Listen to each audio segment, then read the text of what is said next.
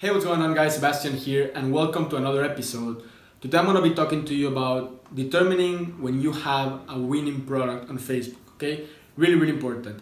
But first of all, it all starts by having the right columns on your ads manager. So if you don't have the right columns displaying the data that you need to see to analyze and determine if you have a winning product, you will never find a winning product, because you really need to see the numbers in order to find a winning product, okay? It all starts with the column. So go to your ads manager, go to the button that says customize, to the button that says columns, click on the button called customize column, and in there you're gonna have the chance to edit all the columns that display the data on Facebook on your ads manager.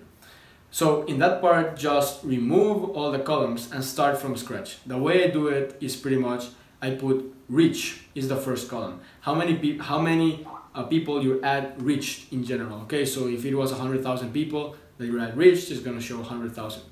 After that, put CPM. That's pretty much gonna be cost per thousand impressions.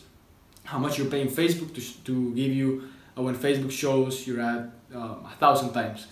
After that, I put view content. View content is pretty much how many people saw the content on your store. And the content is the product page, so how many people came to your product page. After view content, I put add to cart. How many people added their product to their cart. After that, I put the purchase column. Purchase is how many sales you generated. It's gonna show, if you got one sale, it's gonna show a number 1. You got 15 sales, it's gonna show a 15, right? It's the amount of sales you generated on your store. After that, you're gonna have a column called cost per purchase. Cost per purchase is pretty much how much you're spending to generate a sale. So if you are spending $5 to generate a $5 sale, you're not making any money, right? But if you're spending $5 to generate a $30 sale, obviously you're making money. So that's the cost per purchase. In this case, it would be $5. In this case, where you are paying $5 to Facebook to generate a sales, your cost per purchase would be $5. After that, you want to put purchase conversion value. Purchase conversion value is pretty much the amount of money you made from the sales. So the revenue, in other words. After revenue or purchase conversion value, you want to put amount spent. Amount spent is how much money you spent, okay? Pretty much. Whether if it's in the ad set, whether if it's in the campaign, it's going to show you how much you spent. So as you can see, purchase conversion value and amount spent are the two columns right next to each other. And the reason I do that is because you will see like, okay, spend 100, made 300. Spend 15, made $2, you know? You put them together to determine how much money you made and how much money you spent, whether if it's in the ad set or in the campaign level.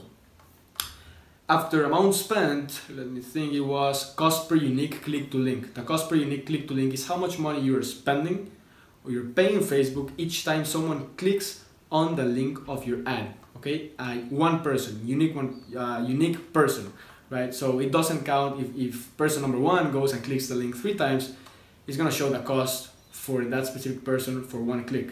Okay, that's why it's called unique. Cost per unique click to link. After that, I pretty much put the bid. If I'm doing manual bidding, I put the bid, and that's pretty much it. First step to determining if you have a winning product or not, you gotta have the columns in the right place, just like I told you, in that order. And if you don't have that, you will never determine if you have a winning product. You'll be like launching ads like this, right? Because you don't know you don't know which ad sets or which ads are performing well and which aren't. That's the first step. Now, a ton of people put in my group like, I have amazing page post engagement cost, I have an amazing PPC, cheap clicks, I have all these awesome stats.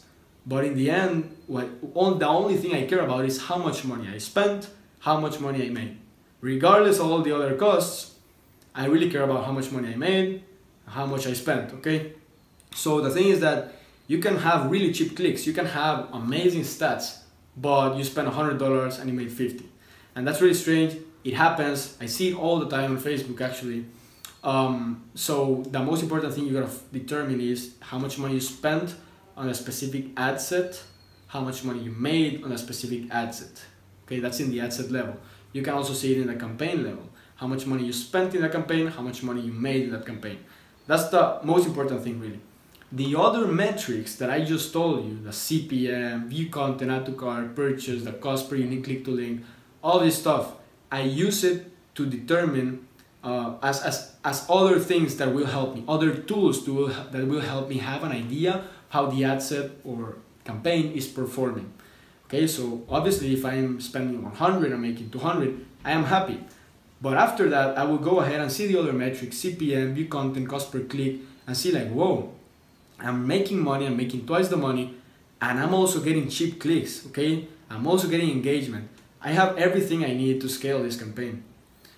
But if you have a campaign that has really low costs, that cost per unique click to link is low, the CPM is low, you're getting a lot of visitors, but you are on a terrible loss, why would you scale that? You're not making money. That's how you need to see it. Use the other metrics to support your main conclusions of how much money you spent versus how much money was made. So honestly, that's pretty much how I do it, guys. I see how much money I spent versus how much money I made. All the other metrics out there, I use them to support my main view of that campaign, which is what's the return, how is the ROI doing, and that's pretty much it. If you want to scale a campaign, if you want to scale one product, you cannot do it if you are not having a positive return on your campaign. A lot of people, what they do is that they're spending 100, making 100, so they just 10x the investment, and of course they don't make any money because they're trying to scale something that is not giving a very good return. I only scale campaigns that give me awesome, freaking awesome return, like spending 100, making 600, because by the time I scale my campaign, the return on investment usually goes down. That's because I'm sending more traffic.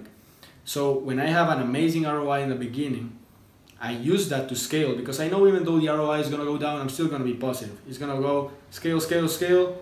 It's going to go like this. In the end, how much the amount of traffic I'm sending to my product, that's what's going to generate the big profits, the volume. So it's volume plus return of investment equals the big profits. So guys, that's pretty much what I got. This is a very, very broad topic. I'm sure a lot of people will have questions after I record this video on the comments, but that's okay. This is kind of like theory, honestly. You gotta test, guys. The only way to get better with Facebook ads is by having the columns on the right way, testing every freaking day, reading the numbers, and reaching conclusions based on that. So guys, that's pretty much what I got. My computer is not dead. I thought it was black screen. Perfect.